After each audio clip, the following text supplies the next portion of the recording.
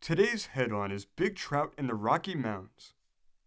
It says, in the month of July, 1868, I captured in the headwaters of the Guadalupita River in the Taos Mountains, New Mexico, in one morning's fishing using a 16-ounce trout rod made in St. Louis, 14 speckled trout, the smallest of which weighed 3 pounds and 2 ounces, and the largest 4 pounds and 14 ounces. I took these trout within half a mile, and most of them from under an old beaver dam, using both fly and grasshopper.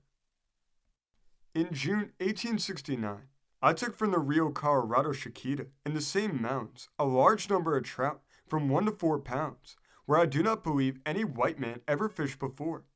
I was on a gold hunting expedition in the Cimarron Valley, and had crossed the mountains for a hunt and fish with 2 companions. I had been fishing for some 2 hours, with but little success, when I reached a spot on the stream that promised to be a perfect El Dorado. For my first cast gave me a fine fish, at least 3 pounds. For about 100 yards, the stream had narrowed and deepened, and was well covered by tall grass.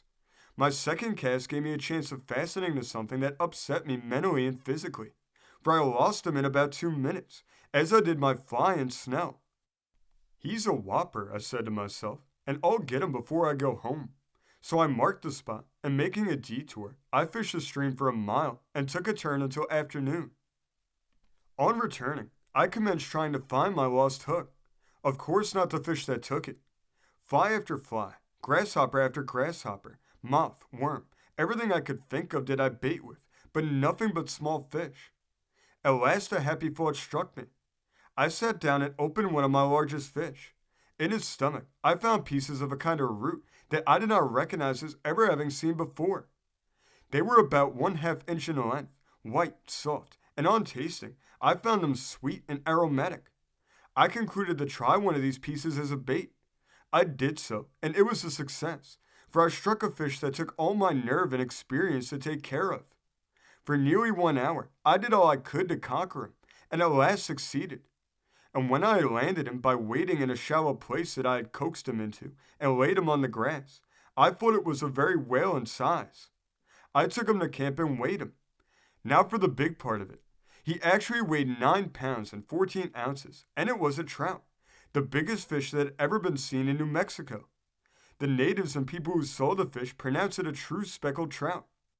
The stream is at least 1,500 miles from seawater, 8,000 feet above the sea level, and 250 miles from any large stream, and is not more than 15 feet wide and varies from 1 to 5 feet deep.